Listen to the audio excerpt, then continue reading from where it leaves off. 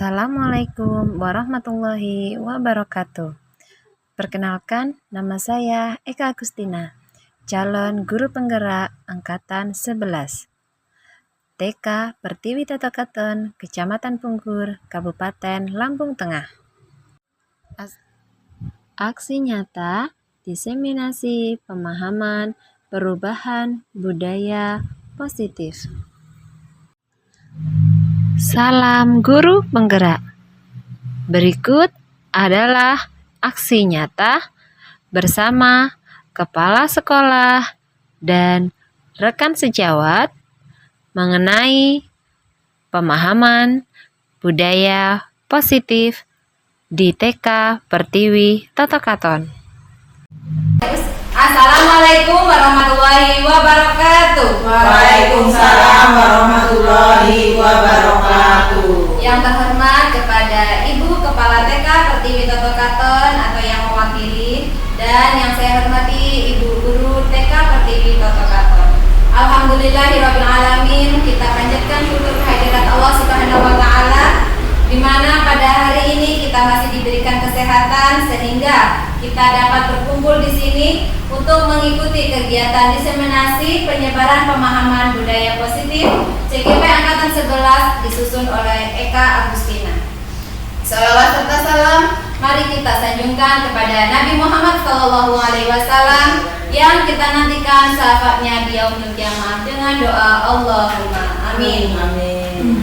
Baiklah ibu-ibu, marilah acara ini kita mulai dengan mengucap lafaz basmalah. Bismillahirrahmanirrahim. Meningkat acara yang selanjutnya yaitu sambutan yang akan diberikan oleh Ibu Kepala TK Pertiwi Totokaton atau yang mewakili.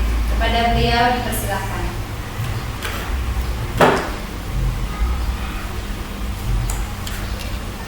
Terima kasih untuk Ibu Guru Eka yang telah memberikan waktunya kepada saya selaku wakil dari Kepala Sekolah TK Pertiwi Totokaton. Saya awali, Assalamualaikum warahmatullahi wabarakatuh. Waalaikumsalam warahmatullahi wabarakatuh. Yang saya hormati ibu-ibu guru TK Pertiwi Totokaton, marilah kita bersama-sama panjatkan puji syukur kehadirat Allah Subhanahu wa taala karena pada kesempatan hari ini alhamdulillah kita akan diberikan tambahan ilmu oleh saudara kita yaitu Ibu Eka Agustina yang pada kesempatan ini beliau akan menyampaikan tentang penyebaran pemahaman budaya positif. Salawat serta salam tak lupa senantiasa kita tunjukkan kepada junjungan Nabi besar Muhammad sallallahu alaihi wasallam yang kita nantikan syafaatnya di yaumil kiamah. Amin. Pada kesempatan hari ini saya selaku wakil dari kepala sekolah memohon untuk kepada kita semua mudah-mudahan apa yang disampaikan oleh Bu Guru Eka nanti dapat menambah ilmu pengetahuan kita sehingga kita dapat menyebarkan ilmu yang kita dapat kepada sekolah kita terutama kepada anak didik kita. Dan pada kesempatan hari ini juga saya berterima kasih sekali untuk Ibu Guru Eka yang sekiranya mampu bisa menularkan ilmunya kepada kami semua. Kiranya hanya ini saja sambutan dari saya akhiri. Wassalamualaikum warahmatullahi wabarakatuh. Waalaikumsalam warahmatullahi wabarakatuh. Diucapkan terima kasih kepada Ibu yang mewakili. Baik ibu-ibu, kita mulai saja langsung ya Bu ya. Iya. Penyebaran pemahaman budaya positif CGP Angkatan 11 yang disusun oleh Eka Agustina. Kira-kira Bu, apa yang ada di benaknya Ibu tentang budaya positif? Ada yang bisa mengutarakan pendapatnya mungkin? Iya. Saya Ibu ya, terima kasih Bu Guru Eka atas waktunya. Menurut saya ini tentang pemahaman budaya positif itu kita menanamkan budaya positif kepada anak. Seperti pembiasaan yang ada di sekolah kita, makanya ketemu dengan Bu Guru dengan bersalaman dan mengucap salam. Terus sebelum makan kita mencuci tangan, seperti itu Bu. Menurut pemahaman saya. Terima kasih. Terima kasih. Ada Iya, yang lain Ibu? sama-sama. Mungkin ada yang mau menambahkan? Oke, terima kasih. Next. ini budaya positif sesuai dengan yang menurut pendapat dari Ibu Siti, yaitu budaya positif adalah kebiasaan penerapan nilai-nilai kebajikan untuk mencapai keselarasan hidup dan berperilaku sesuai keyakinan. Budaya positif dapat diterapkan di sekolah dan dapat membantu murid berkembang menjadi pribadi yang kritis, penuh hormat dan bertanggung jawab. Contohnya yang seperti tadi ya Bu ya, misalnya anak berangkat sekolah ketemu dengan ibu guru, tidak lupa salim, tidak lupa mengucap salam. Nah, itu sebagai rasa hormat dari anak kepada ibu gurunya. Next. Nah, di dalam budaya positif itu ada beberapa konsep inti. Yang pertama yaitu perubahan paradigma belajar. Yang kedua, motivasi perilaku manusia. Yang ketiga, disiplin positif. Yang keempat, posisi kontrol guru. Yang kelima, kebutuhan dasar manusia. Yang keenam, nilai-nilai kebajikan. Yang ketujuh, keyakinan kelas. Dan yang terakhir adalah segitiga restitusi. Ini ada konsep inti dari budaya positif. Jadi dari budaya positif itu melingkupi ada 8 inti yang harus diterapkan baik di sekolah maupun di kelas. Next. Yang pertama yaitu perubahan paradigma belajar. Pembelajaran disesuaikan dengan kebutuhan, dengan minat dan kecepatan masing-masing siswa untuk memaksimalkan efektivitasnya. Pembelajaran paradigma ini mencerminkan upaya untuk membuat proses belajar lebih relevan, menyenangkan, dan efektif sesuai dengan profil pelajar Pancasila. Jika dilihat dari kata dari perubahan paradigma belajar, kita mengingat ada filosofi Ki Hajar Dewantara, yaitu pembelajaran yang berpusat kepada anak. Yang sebelumnya pembelajaran yang berpusat kepada guru itu adalah paradigma lama. Nah, kalau yang sekarang perubahan paradigma belajar yaitu paradigma baru menurut filosofi Ki Hajar Dewantara, pembelajaran yang berpusat atau berpihak kepada anak sesuai dengan minat dan daya belajar anak. Kita sebagai guru itu wajib menuntun mereka dan membimbing mereka sehingga terarah kemana anak yang akan kita bimbing sesuai dengan profil pelajar Pancasila. Tentunya pembelajaran tersebut harus menyenangkan. Jangan sampai pembelajaran yang kita berikan atau pembelajaran yang kita ajarkan untuk anak-anak itu anak merasa tertekan. Jadi perubahan paradigma belajar ini sangat penting untuk diterapkan di paradigma baru saat sekarang ini.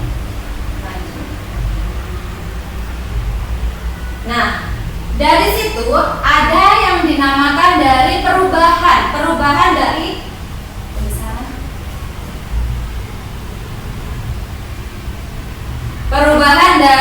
stimulus respon ke teori kontrol. Jika dari stimulus respon dari realita itu atau kebutuhan kita sama. Selama ini kalau kita ngajarin mereka, kebutuhan mereka itu sama. Sedangkan kalau sesuai dengan teori kontrol, dengan realitas sesuai dengan kebutuhan kita itu berbeda. Jadi anak yang satu dengan anak yang lain itu tidak sama kebutuhannya, ya Bu ya. Kemudian yang kedua, semua orang melihat yang sama. Jadi fokusnya hanya ke satu arah. Nah, sedangkan teori kontrol dari perubahan tersebut, setiap orang itu memiliki gambaran berbeda. Kita melihat misalnya melihat gambar atau melihat buah. Ada yang mendeskripsikan bahwa jeruk itu misalnya jeruk ya Bu ya, mendeskripsikan bahwa jeruk itu warnanya kuning atau warnanya hijau, rasanya manis, rasanya kecut. Jadi ada perbedaan dari sebuah pendapat ya. Kemudian yang selanjutnya kita mencoba mengubah orang agar berpandangan sama dengan kita. Bisa tidak Bu? Tidak ya. Jadi sudut pandang setiap orang itu berbeda-beda. Sesuai dengan teori kontrol, kita berusaha memahami pandangan orang lain tentang dunia. Jadi meskipun kita berbeda pendapat, kita mencoba nih, diselaraskan. Jadi kita menyeimbangkan, kita mengikuti. Nah, setelah itu baru kita berpendapat. Itu dilihat dari teori kontrol. Kemudian perilaku buruk dilihat sebagai suatu kesalahan. Benar nggak Bu? Selama ini kita begitu ya Bu ya? Iya, selama ini kita begitu. Saya pun juga menyadarinya. Jadi dari perubahan tersebut ada namanya teori kontrol tersebut, semua perilaku itu memiliki tujuan. Jadi misalnya ada anak yang ingin bermain balok, ada anak yang ingin bermain hula hoop, dia rebutan. Misalnya gitu ya. Dari balok itu dia rebutan, dari hula hoop dia rebutan. Kita melihat ada sisi kesalahannya. Padahal dari sisi yang lain dia memiliki tujuan sama. Saya juga ingin main itu, saya juga ingin main hula hoop gitu ya. Lanjut, orang lain bisa mengontrol saya. Itu dulu. Anak-anak yang kita kontrol, ayo nah sini nah kita belajar ini hari ini, gitu ya. Kalau sekarang tidak, hanya Anda yang bisa mengontrol diri Anda. Tuh, itu teori kontrol yang sekarang yang ada di zaman sekarang. Kemudian saya bisa mengontrol orang lain. Bisa tuh? Enggak ya. Kalau dulu iya, semua kita yang mengontrol guru. Makanya kalau dulu itu namanya paradigma lama. Pembelajaran selalu berpusat pada guru. Jadi guru yang mengontrol. Hari ini mau belajar ini. Jadi anak-anak harus ngikutin saya, gitu kan? Nah, kalau sekarang Anda tidak bisa mengontrol orang lain. Nah, sesuai dengan yang tadi, kita memenuhi minat belajar anak. Nah, pembelajaran yang berpusat pada murid. Kemudian pemaksaan ada pada saat bujukan gagal. Udah dibujuk, anak nangis, udah dibujuk, ternyata masih nangis, gitu ya. Nah, teori kontrolnya kolaborasi dan ke semua kasus konsekuensi menciptakan pilihan-pilihan baru. Jadi kita pendekatan dulu ke anak, kenapa dan mengapa, gitu kan? Jangan hanya dibujuk, sini udah diam. Nah, tidak bisa seperti itu. Kemudian model berpikir menang atau kalah. Masih Bu? Masih ya? Iya. Masih. Nah, seharusnya model berpikir menang dan senang itu yang harus diterapkan. Oke, lanjut next. Nah, disiplin positif dan nilai-nilai kebajikan. Miskonsepsi teori kontrol Dr. William Glasser. Tulisannya kecil. Di situ ada 4 ilusi. Ilusi yang pertama, guru mengontrol murid. Itu dulu ya, Bu ya. Pada dasarnya kita tidak dapat memaksa murid untuk berbuat sesuatu jika murid tersebut memilih untuk tidak melakukannya. Terkadang ini namanya pemaksaan. Ya. Ini namanya pemaksaan. Walaupun tampaknya guru sedang mengontrol perilaku murid, hal demikian terjadi karena murid sedang mengizinkan dirinya dikontrol. Jadi manut. Jadi kalau suruh gambar ya udah gambar. Kalau suruh nulis ya berarti nulis, gitu ya. Jadi haknya anak itu nggak ada. Kemudian yang kedua, ilusi bahwa semua penguatan positif, efektif dan bermanfaat. Penguatan positif atau bujukan adalah bentuk-bentuk kontrol. Segala usaha untuk mempengaruhi murid agar mengulangi suatu perilaku tertentu adalah suatu usaha untuk mengontrol murid tersebut tidak dalam jangka waktu tertentu. Kemudian, kemungkinan murid tersebut akan menyadarinya dan mencoba untuk menolak bujukan kita. Ya, atau bisa jadi murid tersebut menjadi tergantung pada pendapat seorang guru. Ya, ini ya guru untuk berusaha. Jadi kita murid itu tergantung sama kita, ketergantungan ya akhirnya ya. Nempel terus kalau nggak mau kalau nggak ada guru dia nggak mau. Nah, ini yang harus kita ini memang. Kemudian selanjutnya ilusi bahwa kritik dan membuat orang merasa bersalah dapat menguatkan karakter. Menggunakan kritik dan rasa bersalah untuk mengontrol murid menuju pada identitas gagal. Ternyata seperti itu, Bu. Mereka belajar untuk merasa buruk tentang diri mereka. Mereka mengembangkan dialog diri yang negatif. Kadangkala sulit bagi guru untuk mengidentifikasi bahwa mereka sedang melakukan perilaku ini. Karena seringkali guru cukup menggunakan menggunakan suara halus untuk menyampaikan pesan negatif tanpa kita sadari. Ya, menggunakan kritik. Kamu ini ya, biasanya seperti itu. Ini tangan ini nunjuk nih, ya. Kamu ini ya. Nah, biasanya kalau yang di kelas-kelas besar seperti itu ya Bu. Kalau di lembaga kita alhamdulillah kayaknya belum ada, nggak ada malahan ya. Kemudian yang selanjutnya ilusi bahwa orang dewasa memiliki hak untuk memaksa. Benar Ibu? Benar Ibu? Iya ya, kadang gitu. Iya, banyak orang dewasa yang percaya bahwa mereka memiliki tanggung jawab untuk membuat murid-muridnya berbuat hal-hal tertentu. Apapun yang dilakukan dapat diterima selama ada sebuah kemajuan berdasarkan sebuah pengukuran kinerja. Pada saat itu pula, orang dewasa akan menyadari bahwa perilaku memaksa tidak akan efektif untuk jangka panjang, untuk waktu panjang, dan sebuah hubungan permusuhan akan terbentuk.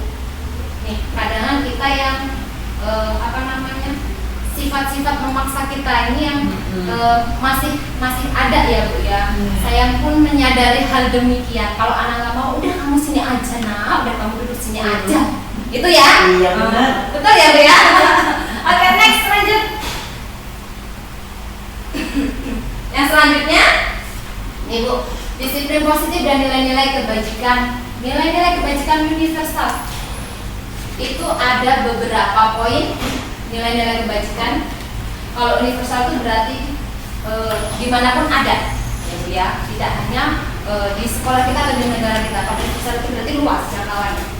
Profil pelajar Pancasila yaitu meliputi apa Bu? Boleh dibaca? Kelihatan nggak? Kelihatan. Apa? Beriman, bertakwa kepada Tuhan Yang Maha Esa, dan berakhlak mulia, mandiri, bernalar kritis, berkebinekaan global, gotong royong, dan kreatif. Dan kemudian ada IBO, ini Primary Years Program, PYP, sikap murid yang dimiliki toleransi, rasa hormat, terintegritas, mandiri, menghargai, antusias, empati, keingintahuan, kreativitas, kerjasama, percaya diri, dan komitmen. Itu yang meliputi dari IBO. Nah, selanjutnya ada 9 pilar dari karakter Indonesia. Ini Intellect Foundation, yaitu meliputi cinta Tuhan dan segenap ciptaannya, kemandirian dan tanggung jawab, kejujuran atau amanah, diplomatis, hormat dan sopan, dermawan, suka menolong dan gotong royong, percaya diri, kreatif dan pekerja keras, kepemimpinan dan keadilan, baik dan rendah hati, toleransi, kedamaian dan kesatuan. Ini 9 pilar karakter yang ada di Indonesia. Ini yang menjadi nilai-nilai kebajikan di universal. Kemudian lanjut, petunjuk seumur hidup dan keterampilan hidup. Keterampilan hidup meliputi dapat dipercaya, lurus hati, pendengar yang aktif, tidak merendahkan orang lain dan memberikan yang terbaik dari diri. Sedangkan petunjuk hidup seperti peduli, penalaran, bekerja sama, keberanian, keingintahuan, usaha, keluasan, berorganisasi, kesabaran, keteguhan hati, kehormatan, memiliki rasa humor, berinisiatif, integritas, pemecahan masalah, sumber pengetahuan, tanggung jawab dan persahabatan. Itu petunjuk seumur hidup.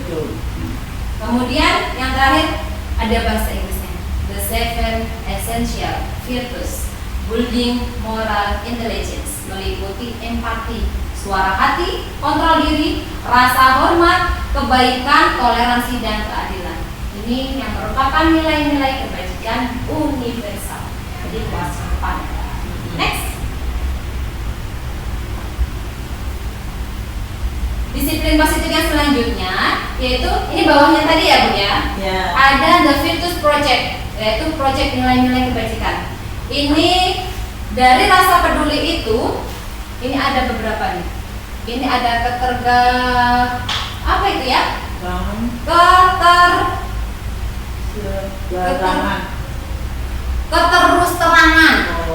keterus-terangan, kemudian kebersihan, komitmen, belas kasih, percaya diri, kemudian bertujuan, tenggang rasa, kemudian gotong royong. Oh ya, belas kasih, ketinggalan.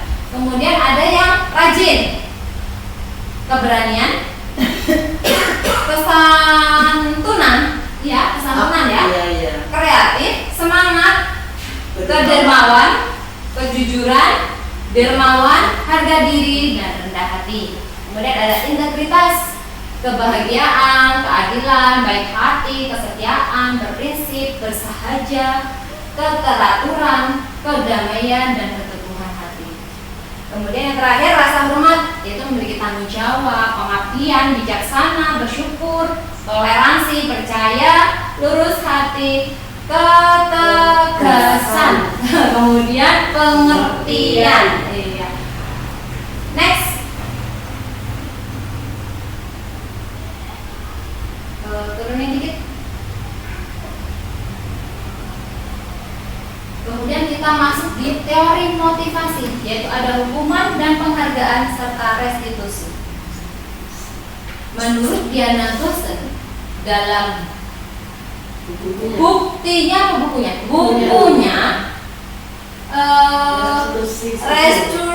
Restoring School Discipline menyatakan ada 3 motivasi perilaku manusia. Yang pertama, untuk menghindari ketidaknyamanan atau hukuman ini adalah tingkat rendah dari motivasi. Perilaku manusia biasanya orang yang memotivasi perilakunya untuk menghindari hukuman atau ketidaknyamanan akan bertanya apa yang akan terjadi apabila saya tidak melakukannya.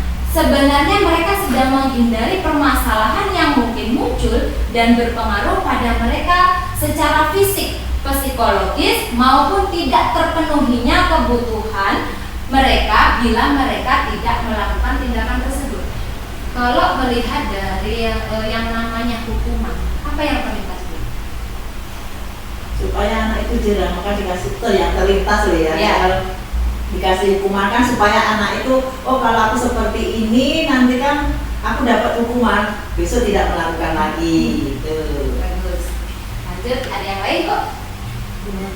Jadi menurut teori ini hukuman itu adalah tingkat terendahnya.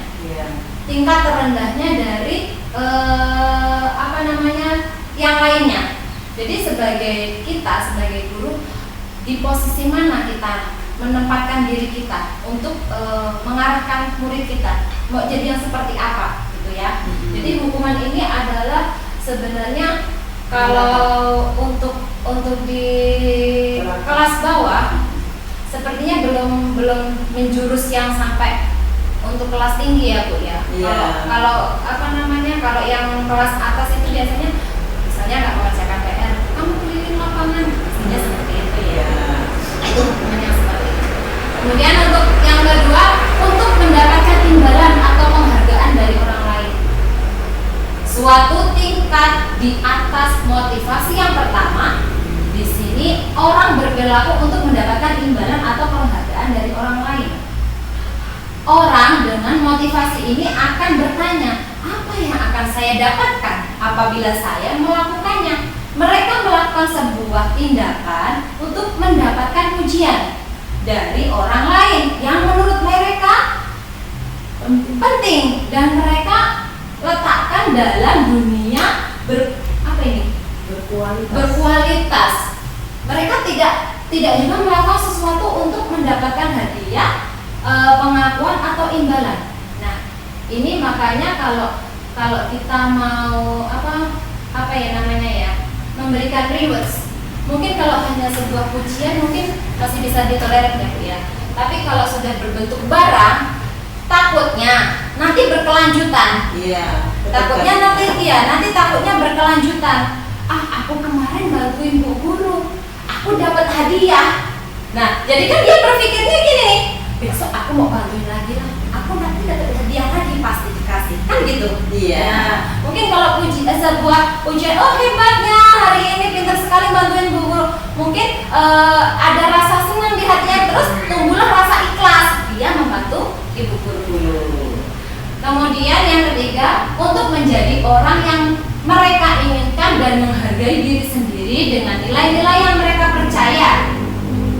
Orang dengan motivasi ini akan bertanya, akan menjadi orang yang seperti apa bila saya melakukannya. Mereka melakukan sesuatu karena nilai-nilai yang mereka yakini dan hargai. Mereka melakukannya karena ingin menjadi orang yang melakukan nilai-nilai.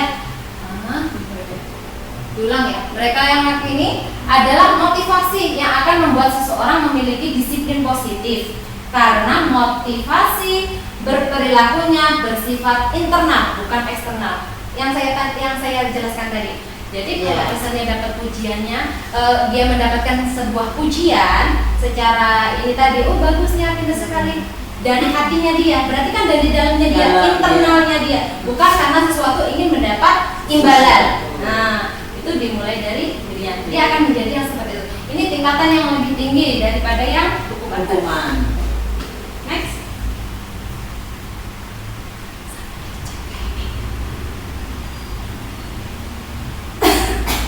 Kemudian, nih Bu, ada dari teori motivasi itu ada hukuman, konsekuensi, dan restitusi.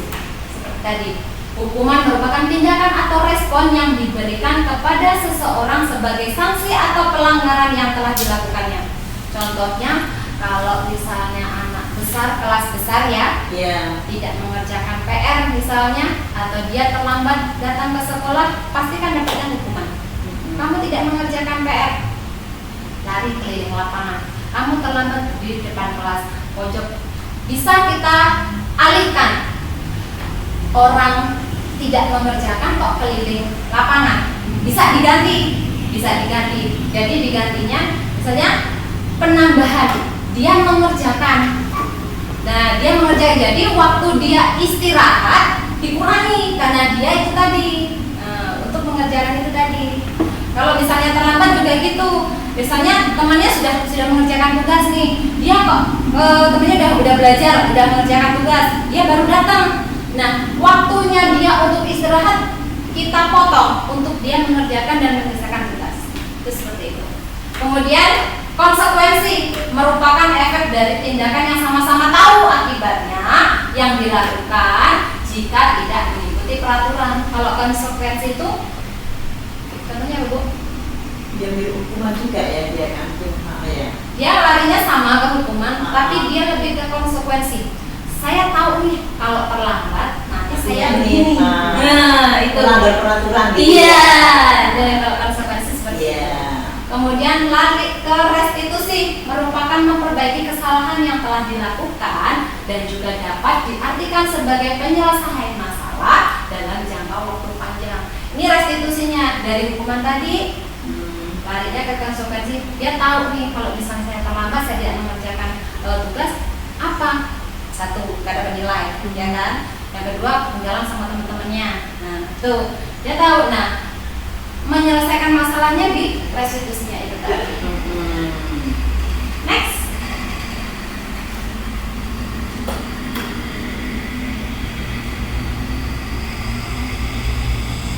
Nih. Ini kelewat satu ya? Enggak, udah ya? Bener ya? Habis. Oh iya. 11.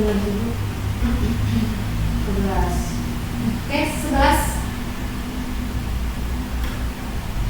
Ini adalah restitusi. Restitusi adalah proses menciptakan kondisi bagi murid untuk memperbaiki kesalahan mereka sehingga mereka bisa kembali pada kelompok mereka dengan karakter yang lebih kuat, yaitu menurut Gosling tahun 2004. Restitusi merupakan proses kolaboratif yang mengajarkan murid untuk mencari solusi dalam memecahkan masalah dan membantu mereka berpikir tentang seperti apa yang mereka inginkan dan bagaimana mereka harus memperlakukan orang lain. Jadi ini adalah berikut merupakan ciri-ciri dari restitusi. Restitusi bukan untuk menebus kesalahan, namun untuk belajar dari kesalahan. Misalnya beberapa kejadian waktu yang lalu di kelas saya, dia nggak sengaja nih ngerobohin mainan temannya. Nah, kita bisa nih pakai restitusi. Jadi kita ajak dia ngobrol, kita pakai segitiga restitusi nanti. Nanti ada penjelasan tentang segitiga restitusi. Jadi kita mencari bukan menyalahkan mereka, tapi kita belajar dari kesalahannya dia. Dia tadi ngapa kok seperti itu? Kemudian yang ciri yang selanjutnya, restitusi memperbaiki hubungan. Kalau sudah berantem, harusnya mereka mau ngapain? Harusnya mereka apa? Yang satu misalnya dia sudah merobohkan nih, kayak kemarin dia sudah merobohkan. Ternyata dia ada niatan untuk memperbaiki, dia membenahi lagi. Habis itu apa? Mereka ternyata maafan. Ya, jadi memperbaiki hubungan. Kemudian restitusi adalah tawaran, bukan paksaan. Ya, jadi nanti kamu mau apa? Kalau kamu seperti ini, kamu sudah merobohkan seperti ini, nanti kamu gimana? Pasti dia jawab, punya teman. Nah, gitu kan? Selanjutnya restitusi menuntut untuk melihat ke dalam diri murid. Jadi kita melihat murid kita, porsinya dia, karakternya dia ini seperti apa gitu. Jadi kita juga harus bisa memahaminya. Restitusi diri adalah cara yang paling baik. Jadi merestitusi diri refleksi, mengaca diri sendiri gitu. Jadi sesuai dengan porsinya sendiri-sendiri. Restitusi fokus pada karakter bukan tindakan. Tadi ya Bu ya, kita memahami setiap karakternya bukan tindakannya. Kemudian restitusi menguatkan. Kita kuatin nih, anaknya udah begini, berarti kita harus apa nih biar dia nggak gitu. Meskipun dilakukan berulang-ulang, kita menasehatinya menjadi kayak seperti kebiasaan. Jadi terus menerus continue. Kemudian restitusi fokus pada solusi, ya mencarikan solusi dari permasalahan yang ditimbulkan. Kemudian restitusi mengembalikan murid yang berbuat salah pada kelompoknya. Jadi kalau dia sudah merasa bersalah tadi itu, dia sudah maafkan, dia sudah bertanggung jawab memperbaiki, dia boleh bermain lagi seperti itu. Next.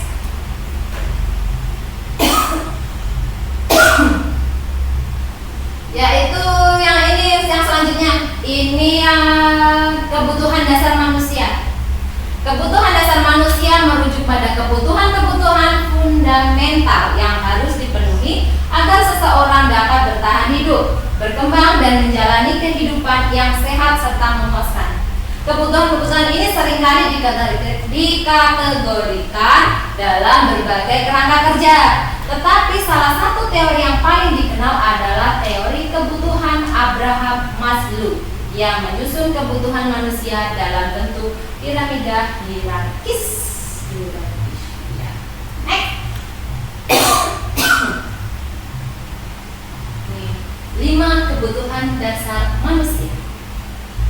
Berarti nggak hanya murid dan Bu, ini manusia berarti semua. Ya. Ini semua. Yang pertama, Bu, bertahan hidup. Iya, bertahan hidup. Ada apa aja Bu? Tempat tinggal, makanan, kenyamanan, pakaian, kesehatan. Lanjut. Yang kedua, kasih sayang dan diterima.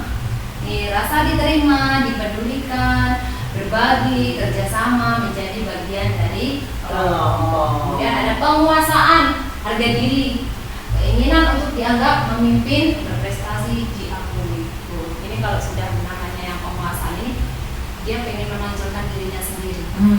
Ini dia pengennya diakui. Aku loh yang paling hebat, gitu ya. Aku loh yang paling pintar, kan berprestasi ya. Aku loh pemimpinnya, ketua kelasnya gitu kan ya.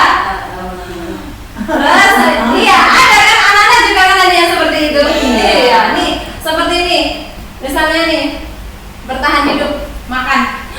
Aku lapar. Itu bertahan hidup, Bu. Yang hidup. Iya, kan? Makan belajar dulu ya, Nak. Aku lapar, Bu, tadi nggak sarapan. Dia bertahan hidup. Iya kan? Masa iya mau aku lapar kok aku suruh ini kan gitu. Kemudian yang kasih sayang, dipedulikan, cari perhatian. nempel terus maunya sama bu guru, nggak mau lepasin sama bu guru. Bu gurunya ke kanan, ikut ke kanan, kiri ke kiri. Kalau nggak diajak dia nangis, ya. Lanjut, itu ada kebebasan, memiliki pilihan, mandiri, mencoba hal baru, mampu mengendalikan arah dirinya. Dia pengennya mencoba hal-hal baru, penasaran. Berarti rasa ingin tahunya tinggi ya Bu ya. Iya. Itu bisa nanti larinya ke mencipta, kreativitas, karena dia pengen mencoba hal-hal baru yang baru. Ya, dia bebas, semaunya sendiri, belajar sesuka hatiku, gitu kan. Lanjut, yaitu kesenangan, bermain, antusiasme, humoris dan tertawa. Seneng nggak Bu? Senang. Seneng. Bahagia. Iya, anak-anak kalau kita ngajak kegiatan belajarnya yang asik, yang menyenangkan, pasti dia kan seneng ya. Iya. Antusias, bahkan tertawa sampai terbahak-bahak gitu. Bisa minta lagi biasanya. Ya, besok ketagihan, minta lagi, Iya. minta begitu lagi. Oh. Gitu. Tuh, ini adalah 5 kebutuhan dasar manusia. Enggak hanya murid, kita juga bertahan hidup. Kita nggak ada makan, kita juga lapar gitu kan. Nggak ada makan, kita juga lapar. Iya kan? Oke. Ya, next.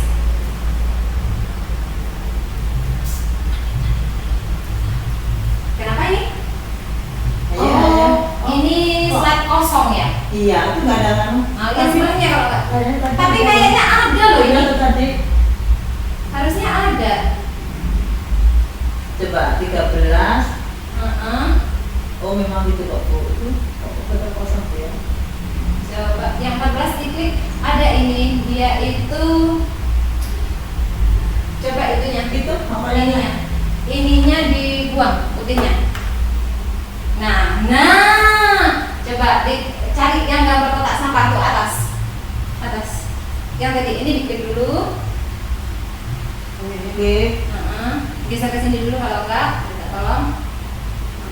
Terus ada kotak sampah mana? Kalau enggak backpass langsung. Backpass.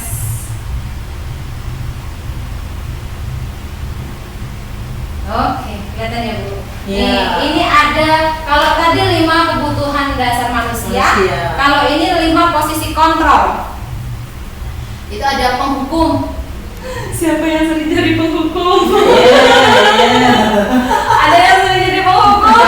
Iya, tanpa sadar kita melakukannya ya Bu ya. Ada anak yang nggak mau duduk, yang nggak selesai nggak boleh makan. Itu sudah penghukum. Benar. Penghukum itu bukan sesuatu yang dilakukan Solusi yang secara bagus. tindakan ya, bukan hanya tindakan. Kita ngomong secara lisan aja itu sudah penghukum. Nah, sedangkan penghukum itu bukan solusi sebenarnya, tapi kita tanpa sadar sering melakukannya. Bener gak Bu? Bener. Karena apa? Anaknya kalau duduk nggak boleh sedang makan. Iya. Yang nggak selesai. Dipancing Bu.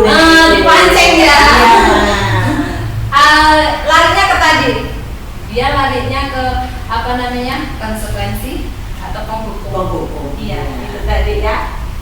Sering kita lakukan tanpa kita sadari. Meskipun bukan sebuah tindakan, tapi secara lisan itu sudah namanya penghukum. Sudah dihukum, membuat merasa bersalah. Tersangkanya ini merasa bersalah. Aku ini nggak selesai. Jadi aku nggak boleh makan sama ibu guru. Aku nggak boleh cuci tangan sama ibu guru. Aku nggak boleh pulang sama ibu guru, kan gitu ya. Iya. Kemudian lagi teman, kita menempatkan diri kita ke anak-anak itu sebagai apa dari 5 posisi kontrol tersebut. Ya, sebagai penghukum, membuat merasa bersalah. Ini sebenarnya bawahnya ada. Coba sih dikecilin dikit.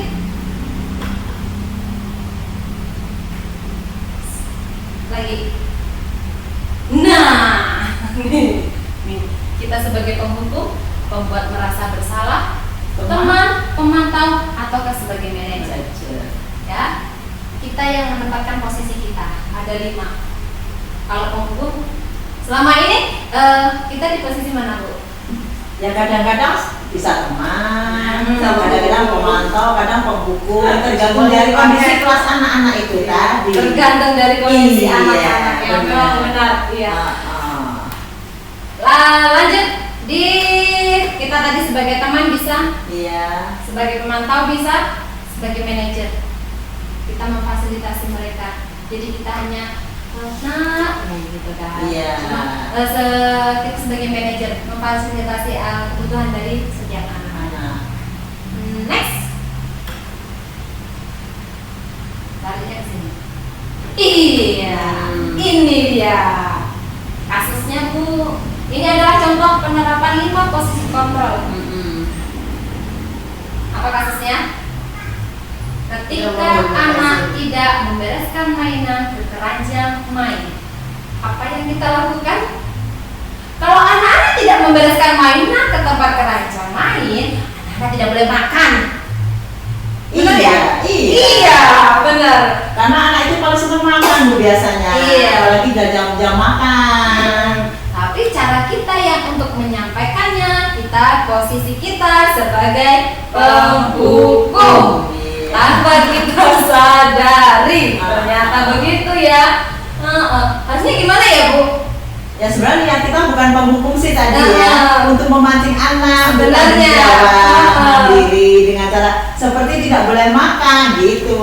Tapi tanpa kita sadari, Iya, ternyata larinya kita itu sebagai penghukum. Dan itu tidak hanya pada ibu, pada saya juga begitu ya. Ini Tanpa sering kita kita sadari. lakukan tanpa kita sadari ternyata ya. Iya, harusnya mungkin ada yang namanya keyakinan kelas atau kesepakatan kelas. Kesepakatan peraturan Iya, kelas peraturan ya. kelas, iya. Jadi mungkin kita buat peraturan setiap kelas dan kita melibatkan Anak untuk membuat peraturan. bukan kita yang buat, bukan kita yang menerapkan, tapi semua. Jadi melibatkan anak dan juga kesepakatan dari ibu gurunya. Oh iya, kita mau apa loh nak? Biar kelas kita ini rapi, biar kelas kita ini bersih. Kita harus apa sih? Gitu. Jadi Iya. kita ajak anak untuk kolaborasi. Saling ya. Ya, saling berkolaborasi. Next. Lanjut. 16 ya. Nih, kalau tadi sudah sebagai penghukum, ini perempuan merasa bersalah. Kasusnya masih sama ya. Anak-anak tidak kasihan sama ibu, setiap hari harus membereskan mainan yang anak-anak gunakan. Pernah nggak gitu? Iya. Iya kan? Iya. Gitu kan? Ini tanpa kita sadari loh, kita sudah membuat yang berantakan itu tadi merasa bersalah loh. Bersalah enggak? Kan enggak membereskan ya. Iya. Anak-anak ini nggak kasihan ya sama bu guru ya, tiap hari selalu beresin gitu kan? Itu tanpa kita sadari ya Bu ya. Iya. Pernah Bu? Pernah. Pernah membuat merasa bersalah. Bagaimana perasaannya Bu?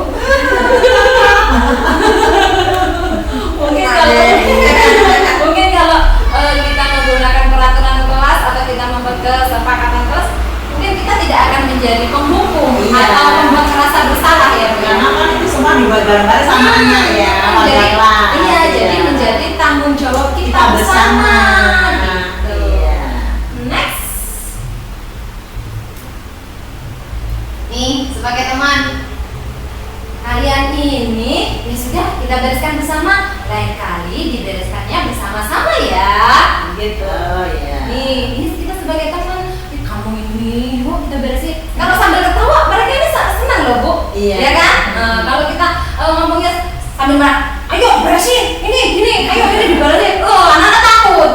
Kalau sambil sambil guyon, sambil humor, ketawa gitu kan mereka nggak ini. Merasa Jadi sebagai teman bu guru itu ya.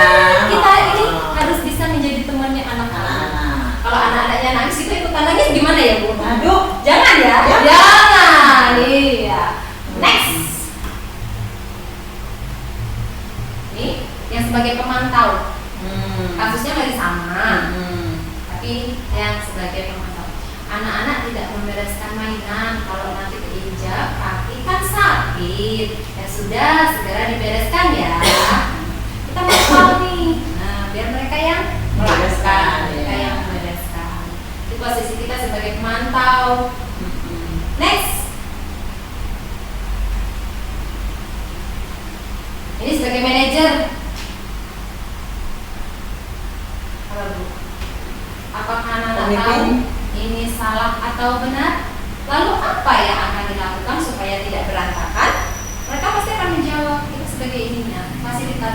kita sebagai fasilitasnya. Lebih ke mengarahkan.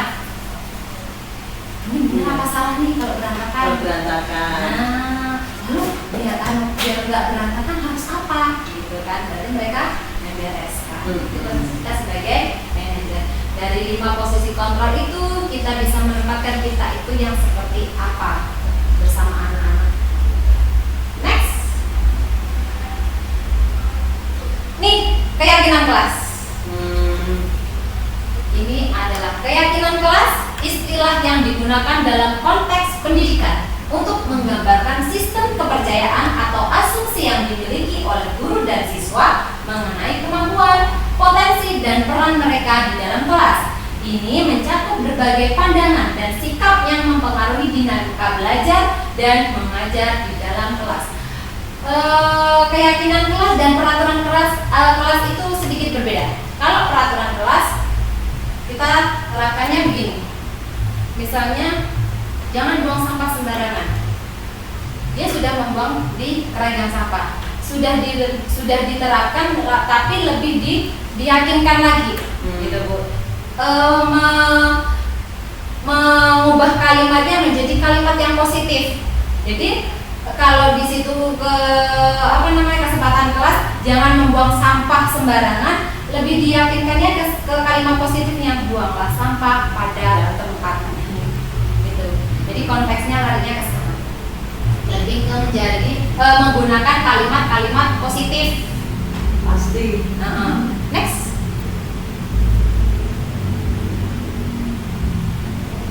Nih, pembentukan keyakinan kelas bersifat abstrak berupa pernyataan universal dibuat dalam pernyataan positif. Itu tadi dia bilang, jangan buang sembarangan, diubah menjadi buanglah sampah pada tempatnya. Jangan berantem, jangan berebut mainan. Itu larinya ke kasih sayang, kalimat positifnya. Sayangi teman, hargai teman, bermainnya barengan, bermainnya bersama-sama. Kemudian sedikit agar mudah diingat. Jadi kalau bikin keyakinan kelas itu gak usah panjang, 1-20 bingung anaknya. Apalagi anak TK 5 aja mereka kadang lupa. Mereka lupa. Kita yang harus tiap hari mengingatkan. Jadi lakukan terus menerus secara kontinu. Diingetin terus. Kemarin kesepakatannya apa? Ayo kemarin kesepakatannya apa? Kan kemarin yang bikin anak-anak. Ayo apa? Jadi terus menerus diingatkan. Jadi kalau bikin jangan banyak-banyak, 5 aja anak TK itu harus diingatkan. Jadi, apalagi 10 gitu kan. Disesuaikan dengan kondisi kelas. Jadi disesuaikan dengan kondisi kelasnya masing-masing. Ini melibatkan seluruh warga kelas.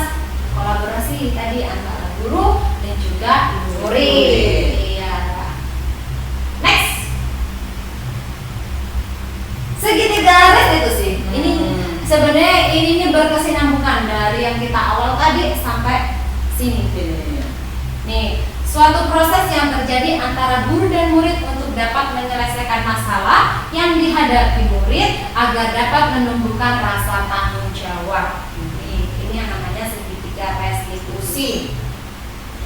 Jadi lebih ke menyelesaikan masalah kalau restitusi. Jadi misalnya 2 anak yang melakukan itu tadi, yang satunya nangis, yang satunya karena jahil itu tadi, merobohkan tadi itu ya. Berarti yang kita restitusi cuma 2 ini. Tuh, jadi 2 ini yang kita restitusi. Ya kita mencarikan solusi supaya mereka bisa bermain lagi ini gimana. Dan yang sebelahnya adalah segitiga restitusi yang kita gunakan. Tahapnya adalah sebagai berikut. Nih, kan ada segitiga ya Bu. Nih, tahap segitiga restitusi. Yang pertama menstabilkan identitas. Ini menstabilkan identitas, kemudian validasi tindakan, yang terakhir menanyakan keyakinan. Jadi menstabilkan identitas. Ini ada di slide selanjutnya. Coba. Ini lebih ke ini. Inilah pertanyaan-pertanyaan yang kita untuk merestitusi anak-anak yang itu tadi yang berbuat ini tadi. Yang satu ini berbuat salah itu tidak apa-apa. Jadi kita menstabilkan dulu identitasnya mereka. Kan mereka berbuat salah nih. Iya. Nah, kita ini berbuat salah itu tidak apa-apa. Gitu kan. Bisa juga ini menunjukkan tidak ada manusia yang sempurna. Nah, terus ada lagi, saya ingin mencari solusi dari masalah ini. Maksudnya ibu gurunya, ya kan? Nah, Bapak Ibu juga pernah melakukan itu. Waktu itu saya di kelas saya juga itu. Ini. Saya menggunakan ini. Ibu guru juga pernah melakukan itu. Jadi waktu itu jahil biasa sebenarnya. Jadi kita ceritakan sama si anaknya itu. Dengerin, mereka pasti mendengarkan. Lanjut. Kemudian validasi tindakan. Kita harus melakukan tindakan nih. Kamu pasti punya alasan. Jadi kita tanya nih. Habis dari kita menstabilkan tadi, ibu guru juga pernah melakukan itu. Manusia itu tidak ada yang sempurna loh. Pernah melakukan kesalahan kan gitu kan. Kemudian kita iniin tindakan kita. Kamu pasti punya alasan. Kenapa melakukan itu? Nah kalau yang kemarin itu kita tanya, saya juga pengen mainan itu. Tuh dia jawabnya itu memang. Saya juga pengen mainan itu. Tapi caranya kurang tepat. Dia merebut, akhirnya dirobohin karena yang punya nggak boleh. Gitu kan. Ya bisa terlihat kamu merasa bangga terhadap hasil yang kamu dapatkan. Dia bangga udah kayak gitu, dia bangga memang, karena dia tak kabur. Dia kabur, dia lari kan. Puas ya. Ya dia puas banget kan. Karena nggak dapat kan ya udah dirobohin aja. Nangis kan ini ya korbannya. Ya, temennya nangis kan. Dia senang dia. Tapi ada hal lain yang merugikan orang lain. Artinya apa? Udah berusaha roboh, dia nangis. Nah itu. Next, ini validasi tindakan. Kemudian kita menanyakan keyakinan. Kita kembalikan lagi, apa kesepakatan kita, kelas kita, keyakinan kelas kita apa yang sudah disepakati. Mainannya kan barengan ya tadi ya. Nah itu tadi. Nih, apa keyakinan kelas yang kita sepakati? Mainannya barengan, mainannya gantian gitu tadi. Sayang sama teman. Biar gak rebutan itu tadi kan Bu. Dan keyakinan kelas apa yang belum kamu tunjukkan? Merebut, merusak mainan sama temannya tadi, ya kan? Berarti memang keyakinan kelas itu memang kita perlu buat Bu. Jadi untuk mengingatkan anak dan menghindari hal-hal yang seperti ini. Gitu. Kemudian apa tindakanmu mencerminkan keyakinan kelas kita? Nah kan gitu. Setelah dibuat keyakinan kelas, kita ingatkan lagi. Ada nggak keyakinan kelas kita yang seperti ini? Apa yang kamu dapatkan dari hasil kamu merusak mainan teman kamu kan gitu? Iya. Ya. Ya next. Ini penutup. Jadi sebagai seorang guru, kita hendaknya mampu memberikan panutan bagi murid kita melalui pembiasaan-pembiasaan sederhana, kemudian yang dilakukan di lembaga sekolah ya, yang dimulai dari hal-hal kecil, diharapkan menjadi panutan untuk anak didik kita. Kita hendaknya memiliki kepribadian profesional dan sosial, di mana seorang guru mampu menjadi manajer bagi muridnya untuk menjadi insan yang mandiri, bertanggung jawab dan berakhlak mulia. Jadi budaya positif ini sangat penting untuk selalu kita terapkan baik di sekolah maupun di dalam kelas. Di dalam kelas tentunya dengan peraturan tadi, peraturan kesepakatan kelas kita buat bersama-sama, kita buat bareng-bareng, kita melibatkan seluruh warga yang ada di kelas. Kalau misalnya di dalam kelas kan membereskan mainan, tidak berebut dengan mainan dengan teman, kemudian membuang sampah itu tadi. Kalau di luar kelas seperti tadi, berangkat pagi ketemu ibu guru salim, mengucap salam, ya. Terus apalagi Bu selain itu? Sendal biasanya ya. Itu biasanya sendal tuh. Sendal itu biasanya kalau sudah digunakan diletakkan begitu saja. Jadi kita ya, yang harus bisa menjadi contoh buat mereka. Kalau kita habis menggunakan juga kita ulangin. Jangan kita letakkan. Kalau kita letakkan aja nggak diberesin, anak-anak takutnya begini. Bukan takutnya lagi, nyeplos dia pasti. Bu guru aja nggak diberesin. Masa bu guru minta aku suruh beresin? Pasti gitu nanti, ya kan? Nah, jadi bukan hanya peraturan itu dibuat bukan untuk anak saja, tapi seluruh warga sekolah maupun di kelas. Jadi kita sama-sama nih, kita yang sebagai penuntunnya, kita sebagai pendidiknya, kita sebagai panutan. Jadi kita harus memberikan contoh yang baik untuk murid didik kita. Baik Ibu, mungkin sampai di sini ada yang mau bertanya. Mungkin kalau misalnya bisa saya jawab, akan saya jawab karena saya di sini juga masih belajar. Seperti ini tadi pemahaman saya tentang budaya positif yang harus kita kita jalankan dan kita lakukan di lembaga kita. Jadi kita bareng-bareng, kita sama-sama untuk menjalankan budaya positif tersebut. Kiranya cukup Bu, pemaparan dari Bu Guru Eka sudah alhamdulillah bagi kami sudah mendapatkan wawasan gamblang. Jadi menurut kami tidak ada pertanyaan. Terima kasih. Terima kasih. Iya. Sudah cukup Bu Mela? Dan insyaallah. Bu Lita sudah cukup? Mungkin hanya ini ya Bu ya pemaparan dari saya. Iya. Mungkin banyak kurangnya seginilah pemahaman saya tentang budaya positif. Mudah-mudahan kita bisa melakukan budaya positif ini di sekolah kita mampu menjadi panutan, kita mampu menjadi anak-anak didik kita supaya menjadi pribadi yang baik, berbudi luhur, berakhlak mulia serta bertanggung jawab. Ya, mungkin sekiranya hanya itu, marilah acara ini kita tutup dengan mengucap lafaz hamdalah. Alhamdulillahirabbil alamin. Kurang dan lebihnya saya mohon maaf yang sebesar-besarnya. Wassalamualaikum warahmatullahi wabarakatuh. Waalaikumsalam warahmatullahi wabarakatuh. Terima kasih Bu Guru Eka. Sama, Masya Allah.